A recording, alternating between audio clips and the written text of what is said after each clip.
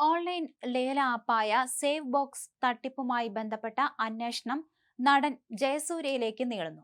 കേസിലെ പ്രധാന പ്രതി സ്വാതിക് റഹ്മാന്റെ കമ്പനികളിൽ നിന്ന് ജയസൂര്യയുടെ അക്കൗണ്ടിലേക്ക് 1 കോടി രൂപ എത്തിയതായി എൻഫോഴ്സ്മെന്റ് ഡയറക്ടറേറ്റ് കണ്ടെത്തി. ഇതുമായി ബന്ധപ്പെട്ട കരാർ രേഖകളും അക്കൗണ്ട് വിവരങ്ങളും ഹാജരാക്കാൻ താരത്തിന് നിർദ്ദേശം നൽകി. ജനുവരി 7-ന് കൊച്ചിയിലെ ഇ.ഡി ഓഫീസിൽ ചോദ്യം ചെയ്യലിന് ഹാജരാകാനാണ് സമൻസ്. തട്ടിപ്പിൽ ഉൾപ്പെട്ട സേവ് ബോക്സ് ആപ്പിന്റെ ബ്രാൻഡ് അംബാസിഡറായിരുന്നു ജയസൂര്യ. ഈ ഇനത്തിൽ ലഭിച്ച പ്രതിഫലമാണ് 1 കോടി രൂപയെന്നാണ് ജയസൂര്യയുടെ പ്രാഥമികമായ മൊഴി. എന്നാൽ സാമ്പത്തിക ഇടപാടുകളിൽ കൂടുതൽ വ്യക്തത തേടുന്നതിനാണ് താരത്തെ വീണ്ടും ചോദ്യം ചെയ്യുന്നത്. ഇത് 3-ാം തവണയാണ് ജയസൂര്യയെ ഇ.ഡി വിളിപ്പിക്കുന്നത്. കേസുമായി ബന്ധപ്പെട്ട് താരത്തിന്റെ ഭാര്യ സരിതയെ നേരത്തെ ചോദ്യം ചെയ്തിരുന്നു. വിവിധയിടങ്ങളിൽ വ്യാപാര സ്ഥാപനങ്ങൾ തുടങ്ങാമെന്ന് വിശ്വസിപ്പിച്ച് കോടികൾ തട്ടിയെടുത്ത കേസിലാണ് സേവ് ബോക്സ് സ്ഥാപകൻ വിയ്യൂർ സ്വദേശി സ്വാതിക് റഹ്മാൻ അറസ്റ്റിലായത്.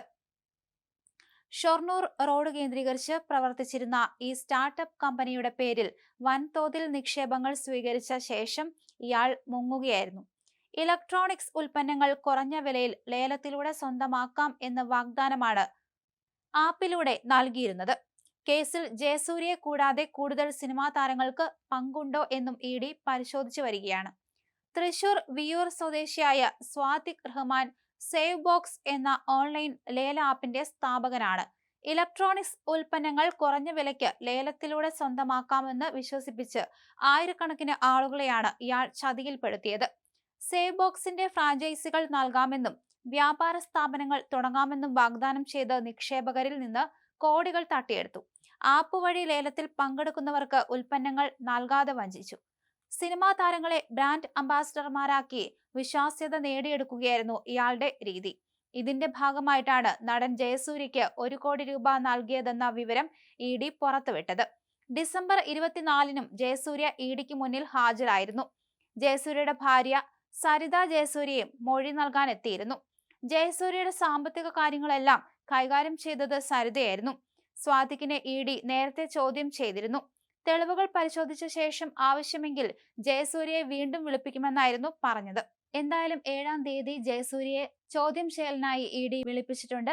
കൂടുതൽ കാര്യങ്ങളിൽ വ്യക്തത തേടാനാണ് ജയസൂര്യയെ വിളിപ്പിച്ചിരിക്കുന്നത്. സേവ് ബോക്സിന്റെ പ്രചരണത്തിനായി ജയസൂര്യയെ കൂടാതെ മറ്റു ചില പ്രമുഖ സിനിമാ താരങ്ങളും സഹകരിച്ചിരുന്നതായി അന്വേഷണ സംഘത്തിന് വിവരം കിട്ടിയിട്ടുണ്ട്.